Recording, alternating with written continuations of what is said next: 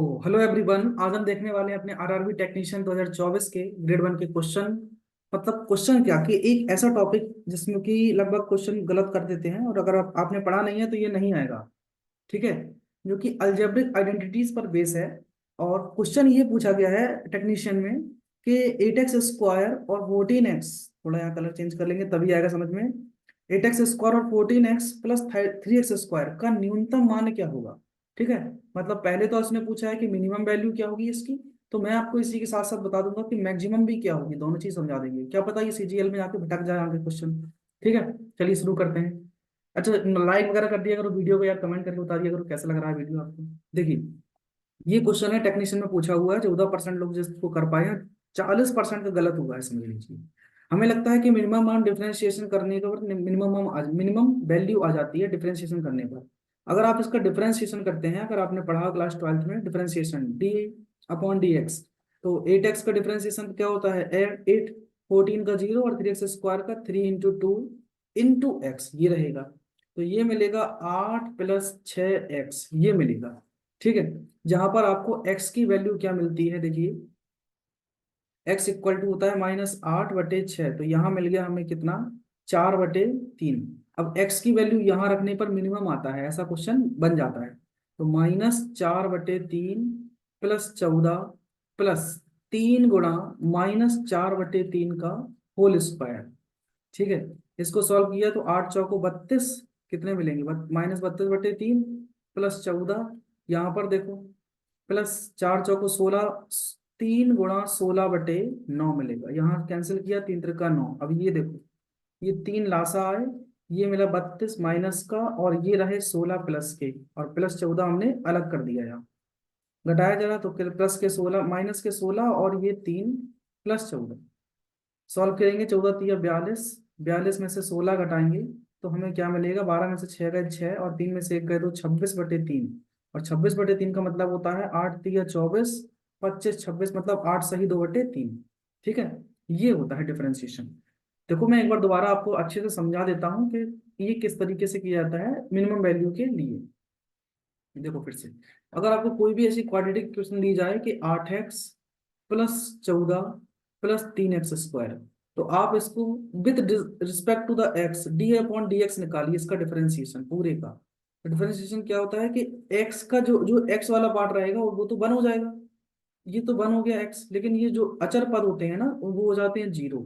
और इसका डिफरेंशिएशन घात नीचे आती है, और जो संख्या पर घात है उसमें से एक घट जाता है। तो मतलब इसलिए मैंने लिखा था कि 8 + 3 × 6x, क्योंकि 2 में से एक का एक बचेगा यहाँ पर, बराबर 0।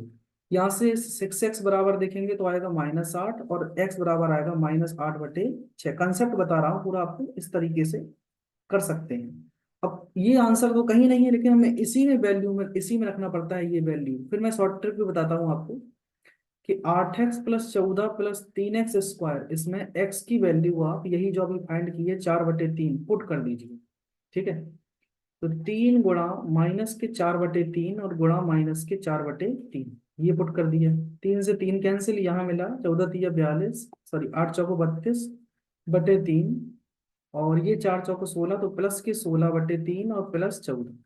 ठीक है। इसको सॉल्व किया हमने तो देखा कि 3 और 32 में 16 गए तो माइनस के 16। इसको फर्दर सॉल्व किया तो 14×3 = 42 आ जाएगा एलसीएम के। ये 42 में 16 घटाएंगे तो आएगा अपना कितना, ये 6 और 26। तो 26/3 मतलब 8×3 = 24, और 2 शेष बचेंगे, तो ऑप्शन नंबर बी सही आंसर होगा। अब मैं आपको इसका शॉर्ट ट्रिक बताता हूँ कि बिल्कुल आप जल्दी कैसे कर सकते हैं इस क्वेश्चन को, क्योंकि ऐसे करने बैठे तो आपका 1-1.5 मिनट चला जाता है लगभग। ठीक है। शॉर्ट ट्रिक समझिए ध्यान से। क्या है कि जब भी 8x² प्लस 14 और 3x² से कोई भी वैल्यू मिले, तो आप इसका ax² प्लस bx+c इससे कंपैरिजन करना। मतलब इसको हम इसी फॉर्म में लिख देते हैं, तो ये हो जाएगा 3x² प्लस 8x+c, जहां देख पा रहे हैं कि a की वैल्यू कितनी है, 3। ठीक है। ये समझने के लिए लिखे हैं, इतना लिखा नहीं जाता परीक्षा में। b की वैल्यू 8 है, और c की वैल्यू हम क्या देख रहे हैं, लास्ट में 8x + 14 है, तो ये 14 हो गई है। c बराबर है 14। जब भी मिनिमम देखो, जो x² वाला पार्ट होता है, कौन सा, x² वाला टर्म जो है ना, x² वाला पद जो है, ये टर्म है, ये अगर कैसा हो, पॉजिटिव हो, अगर ये पॉजिटिव हो तो आपको हमेशा ही मिनिमम वैल्यू मिलेगी। ठीक है, मिनिमम वैल्यू मिलेगी यहाँ से। लेकिन अगर एक्स स्क्वायर वाला टर्म जो है, ये वाला टर्म, एक्स स्क्वायर वाला टर्म ये नेगेटिव है, ये कैसा है, नेगेटिव। तो हमेशा आपको इस इक्वेशन की, मतलब जो भी ये इक्वेशन स्टैंडर्ड फॉर्म है, इसका मैक्सिमम वैल्यू मिलेगा। ठीक है, अब यहाँ देख रहे हैं कि देखो एक्स स्क्वायर वाला जो टर्म है वो पॉजिटिव है, तो मतलब इसलिए क्वेश्चन में उसने मिनिमम वैल्यू पूछी है। बढ़िया क्वेश्चन है, ऐसा आ सकता है एग्जाम में आपके ना, सीजीएल मेंस में देखने को मिल सकता है ऐसा। तो देखिए, जब मुझे चाहिए इसकी मिनिमम वैल्यू, तो मिनिमम वैल्यू के लिए सूत्र फॉर्मूला, दोनों के लिए फॉर्मूला एक ही होता है, C - B² अपॉन 4A। दोनों के लिए सेम फॉर्मूला यही याद रखना है, चाहे मिनिमम हो चाहे मैक्सिमम हो। जब एक्स स्क्वायर वाला टर्म पॉजिटिव होगा तो मिनिमम वैल्यू मिलेगी, और जब नेगेटिव होगा तो मैक्सिमम वैल्यू मिलेगी, मतलब अपोजिट उल्टा रख रखा है एक प्रकार का।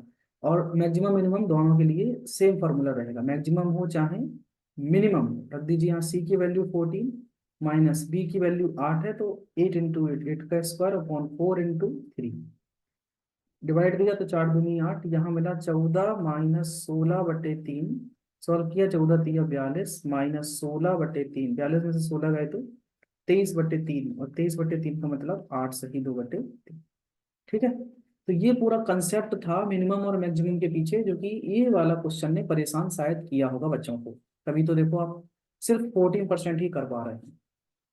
ओके, तो अलजेब्रिक आइडेंटिटीज के ये क्वेश्चन आप जरूर लगा के रखो ऐसे, और स्टैंडर्ड फॉर्म का खास तौर से, है ना, ये याद रखना कि ये स्टेट्स का स्टैंडर्ड फॉर्म होता है एक बाइनोमियल, ये पॉलिनोमियल का।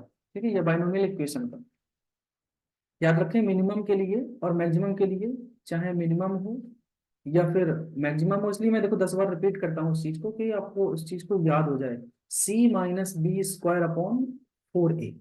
ठीक, मिनिमम वैल्यू कब देगा, जब एक्स स्क्वायर आपका कैसा होगा, पॉजिटिव।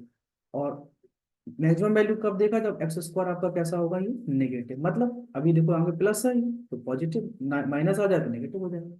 क्लियर, तो बस इतना सा ही एक फॉर्मूला था इसमें, आप इसको समझ लीजिए। Thank you.